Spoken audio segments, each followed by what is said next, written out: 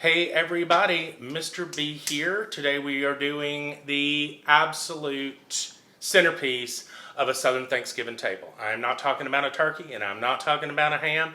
I'm talking about cornbread sage dressing, okay? Now, in the South, we use cornbread as the base to this. This is not your, what people outside of the South would call stuffing that could have apples in it and sausage and white bread and all that kind of thing. That's just not how we roll in the South. Further south you go, closer to the coast or in the low country in the southeast coastal states, you may actually see oysters start popping up into that. And let me tell you something, it's absolutely delicious. However, this is about tradition. And if I did a pan of oyster dressing at Thanksgiving for my family, they would throw it out in the damn backyard for the dogs to eat. Not because it's not delicious, but because it is not that sensory trigger that reminds you of Thanksgiving. Okay? So, I do have a recipe for this, and I'll link to that in my vlog. But a little history of this. So this is based off of my great-grandmother's dressing. It was, the absolute best. I was lucky to have her until I was 30 years old in my life. But it's my mom's father's mother. So my mom and I have kind of, along the years, sort of gotten it to where it was kind of close. Because, of course, there was no written recipe to this darn thing. And then once I got it close, I kind of started stepping it up with introducing, fresh seasonings, fresh herbs, things of that nature. So come along for this ride, and what I would really like for you to do is to leave me a comment. What is your traditional stuffing? What is your traditional dressing? How did Joe Meemaw do it? Whatever. But because I'm really interested in this clearly, or I wouldn't be frickin' doing this on a Sunday. Which reminds me, read the tips and tricks, because it's Sunday, and I am doing this in advance of an office potluck that's happening on Wednesday. So today, we'll be filming putting it all together. I'm going to throw it in the damn fridge till Wednesday morning. I don't typically do it this far out. I'll typically put this together day before Thanksgiving, let it sit overnight. The more it sits, the more it absorbs, and it's so good. So I'm hoping that works out, because I am a few more days out than I'd like to be, but it's the only way that I'm going to be able to get this done, because I've committed. Anyway, let's go.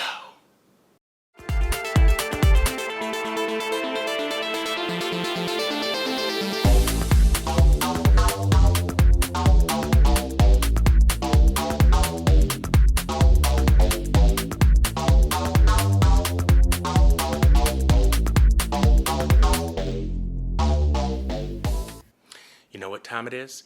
It's time for ingredient breakdown. Here's what you're going to need. For your classic cornbread sage dressing, you are going to need some cornbread. Now, I used a mix here. I know I'm going to lose a lot of Southern cred for that, but for dressing, it's pretty good. And besides that, guys, these packaged mixes are nothing but a combination of dry seasonings that you're going to all have separately anyway. You're also going to have some biscuits. Now, no, I did not get my Memaw'S biscuit gene. That's going to be a recipe test in 15 pounds in the future as I try to figure that out. In the South, you can get these frozen biscuits. I believe it's Mary B's? I think that's the name of them. They're delicious. They're fantastic. They're easy, okay? Dry seasonings. We're going to use poultry seasoning, thyme, sage, and rosemary.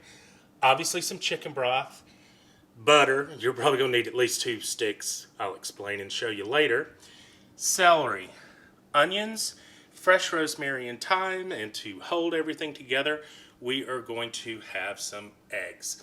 Side note on the biscuits. If you don't want to use biscuits, I would avoid using those things in a can if you can, okay?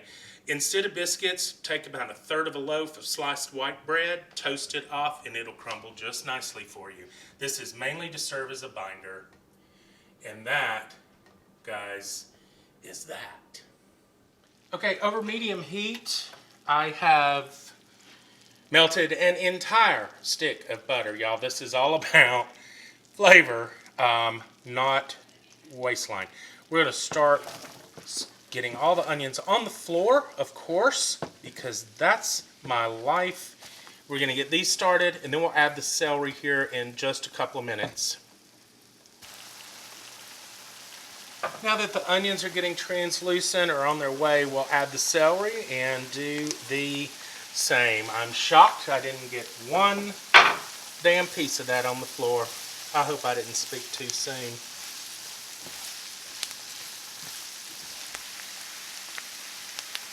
Okay, we've gotten our celery and onions kind of wilted down here. True story. My daddy and my brother, every year, always, don't put celery in the dressing. Don't put celery in the dressing. And my brother, let me tell you something, brother man. You've never eaten dressing, not once, in your entire damn life that didn't have celery in it. Why? Because Mom and I used to pulverize the shit out of it in a food processor to where it was just mush, and then put it in to our onions then. And you know what happens when you do that?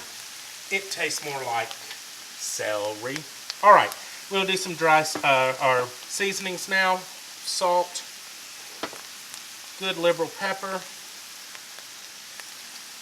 We're going to hit it with a little of the dried rosemary, some dried thyme,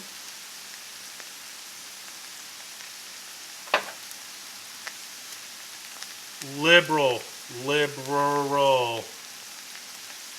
poultry seasoning, okay? That's at least a tablespoon.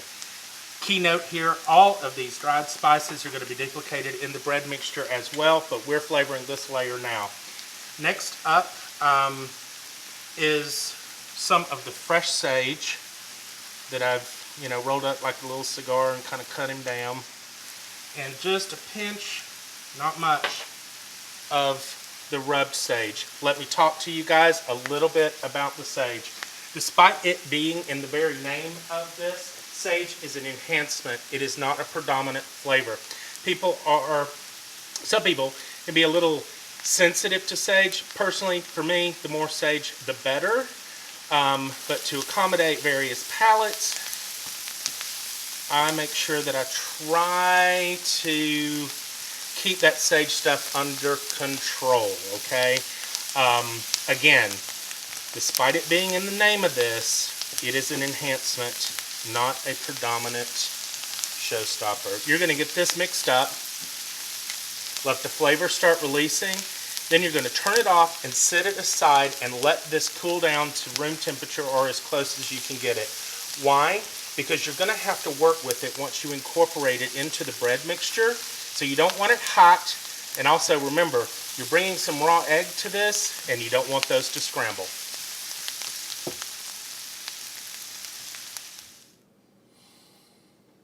Okay, time to start making, I guess it's a batter. This was a double batch of cornbread off the back of the thing. We will start crumbling up some biscuits. I don't know if I'm going to need all these or not. We're going to just have to eyeball it, and I'm going for a feel texture here. It's very tactile.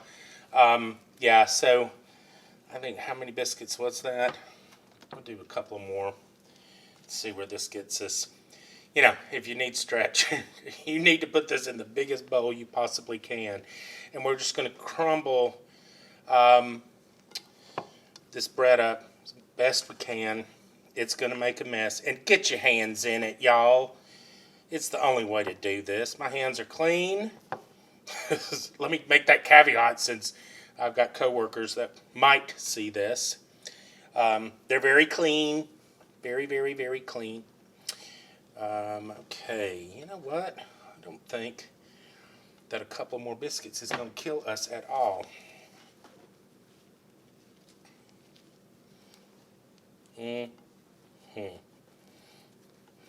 You want the major clumps out. Now, as we start to add the liquid, it will kind of help further break this down a little bit. Let's see. Before we get into the eggy stuff, let's do dry seasonings. So I'll hit it with a little of the rosemary again. Remember what we put in the celery and onions? Well, we're duplicating that here. Very liberal again on the poultry seasoning. This is a big batch. A little bit of the thyme. Okay. And then again, and I pour this in my hand, guys, before I dump it in. A little bit of the rub sage. Like I was saying earlier, you want to be, and this is not a word that you hear come out of my mouth very often, but conservative on it, okay? So, again, it's a flavor enhancement. In goes our onion and celery mixture. All of that butter and that dripping, you want it, you want it. Okay? Liberal black pepper. And liberal salt. We will taste this.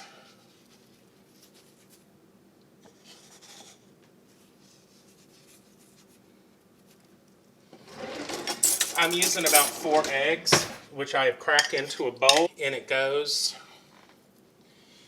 And we're going to start with a little bit of the liquid, the chicken stock. Start with about half. You will probably go through 2 boxes of this, and then we're going to mix.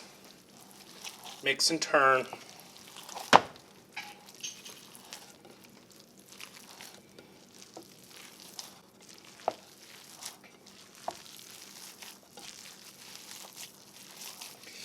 And, you know, the challenge with this, to be honest with you, I mean, first of all, this is just, the flavor this brings is genius given the simplicity of the ingredients, first of all. But the challenge is dry dressing. You will piss a lot of people off if your dressing is dry, okay? Doing this the day before, guys, or in advance, as it sits, it's going to continue to absorb this liquid. So you may, on the day you're cooking it off, have to just add a splash on back in it. At this point, because like I said, it will continue to absorb, you are going to want to make sure maybe it's just a wee wetter than you think it should be. Because, you know, if it is, because you don't want runny dressing either, that'll piss a lot of people off as well.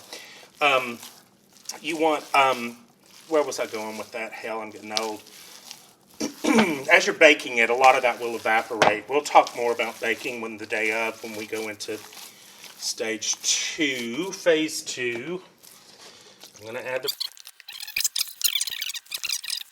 See, you're going for wet sand, all right?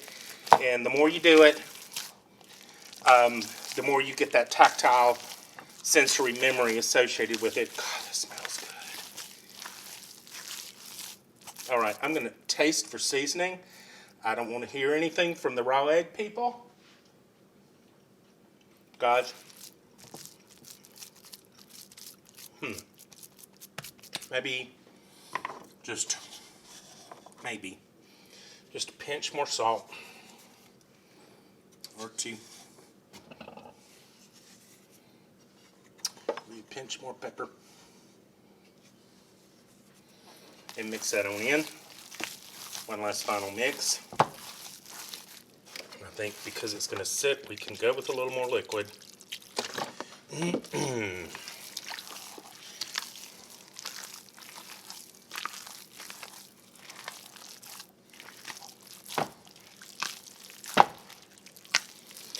Doing this potluck for work is also kind of my trial run. Because, you know, I don't do this very frequently. Pro tip, many of you know, have heard us Southerners talking about chicken and dressing. To make that, you get it to this point, and you throw a whole chicken. You've either roasted it or, you know, I mean, to try not to just boil the damn thing. And you mix that in with this, and you bake it off that way. I use a rotisserie chicken when I do that, a lot. And it's delicious. And that's a classic kind of a Sunday supper, you know, meal here in the South, or used to be more frequently than what you may see it now. because, you know, sometimes that's all these people had. They had a damn chicken in the backyard, and they knew they had cornbread and onion and celery, and they could make supper happen and feed a lot of people with very little, which is what the best food comes from. Okay, guys, that's where you want it. We'll get this poured off in the roaster. Okay, so I have poured that off into a large roasting pan, which I have sprayed liberally with some cooking spray. And I've kind of smoothed it out. You want it to be even because you need for it to cook even. Okay, guys, that's step one.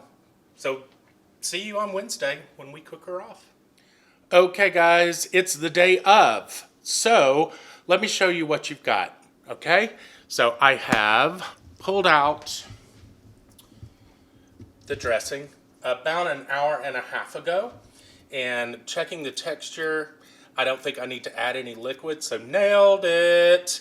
And so what I'm going to do now, I preheated my oven to 425. Let me back up just a minute. You want to pull it out and let it come up to room temperature because it will help with the cooking time. And also, this is a thin roaster, okay? And I got to be mindful that I don't want the bottom to burn, right? So if the temperature is coming straight out of the refrigerator, chances are you're going to burn the damn bottom of this thing, and people are going to have to be going around it. It'll still be good if that happens, putting that on notice. I'm going to top this now with some fresh rosemary that I have here. I'm just going to try to make it pretty. And also just took some fresh sage leaves and going to dab the top with that with a few of these, etc., etc. You get the picture. You will cover this into the 425 oven covered, right? I think I said that. I'm sorry I'm frantic, but I'm about to have to jump on a call here. So yeah, covered 425, at least 1 hour, then check it, okay? At that point, I'll show you what happens next. So we have been going for 1 hour, and I want to pull it out and check and see how it's doing. Oh, it smells so good. How this is actually doing on the warm-up. Ooh, yes, it's coming along. My hands are clean. Yes. Whoop, whoop. Okay, now here is where it gets absolutely sinful. I have an entire stick of butter melted.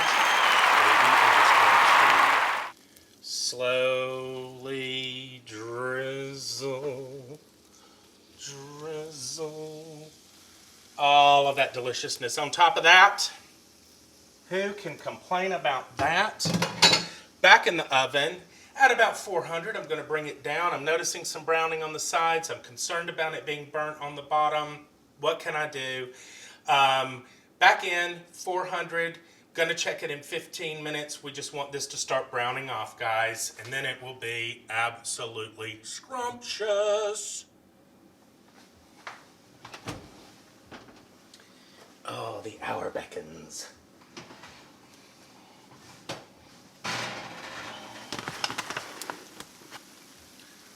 Look at how delicious that looks.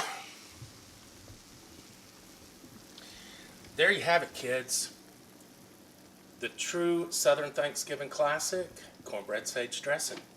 I would love to do a taste of this, but I can't. Gotta carry it. We'll see you guys next time. Try this. You will not be disappointed. Please click subscribe. Come along for the ride. That's Mr. B, and I'm out. Y'all, bye.